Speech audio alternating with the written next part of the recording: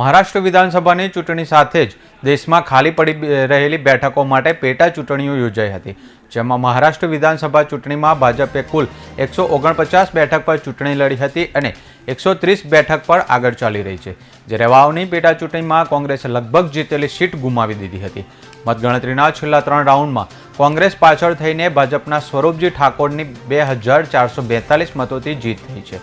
BJP ચૂંટણી જીતી જતા આમોદ શહેર અને તાલુકાના ભારતીય જનતા પાર્ટી દ્વારા તિલક મેદાન ખાતે મહારાષ્ટ્ર, વાવ વિધાનસભા, ઉત્તર પ્રદેશ અને બિહારમાં ભાજપનો પ્રચંડ વિજય પ્રાપ્ત થતા ફટાકડા ફોડી અને એકબીજાને મીઠાઈ ખવડાવી વિજયોત્સવ મનાવવામાં આવ્યો હતો।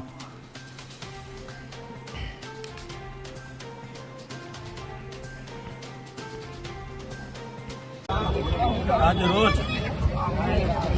મહારાષ્ટ્ર, વાવ તેમજ ઉત્તર પ્રદેશ અને અન્ય રાજ્યોમાં જે ચૂંટણી યોજાય એ ચૂંટણીની અંદર ભારતીય જનતા પાર્ટીનો ભવ્યાતિ ભવ્ય વિજય થયો છે, તેમજ મહારાષ્ટ્રની અંદર ભારતીય જનતા પાર્ટી અને યુતિની સરકાર 227 જેટલી સીટો જીતીને ભવ્યાતિ ભવ્ય વિજય પ્રાપ્ત કર્યો છે। તેમજ વાવની અંદર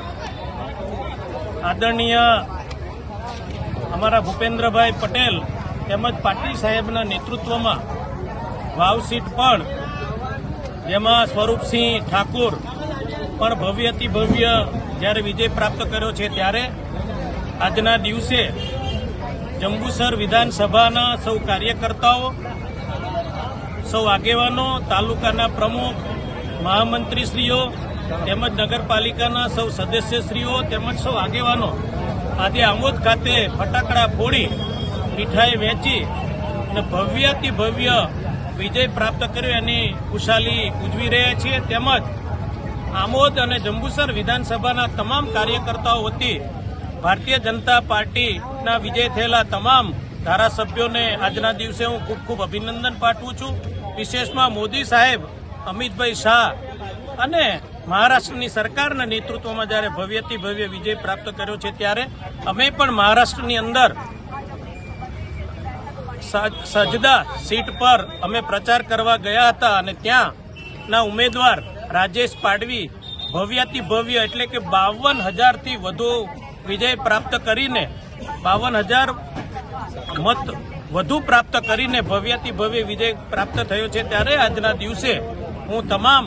જેણે આ ભવ્યથી ભવ્ય વિજયમાં તન, મન અને ધનથી સેવા કરી છે એ તમામ કાર્યકર્તાઓને, જીતેલા તમામ ઉમેદવારોને આજના દિવસે જંબુસર, આમોદ વિધાનસભાના તમામ કાર્યકર્તાઓ વતી આજના દિવસે હું શુભેચ્છા પાઠવું છું અને આવનાર દિવસોની અંદર પણ ભાજપ ભવ્યથી ભવ્ય વિજય પ્રાપ્ત કરે એવી શુભકામના, શુભેચ્છા પાઠવું છું।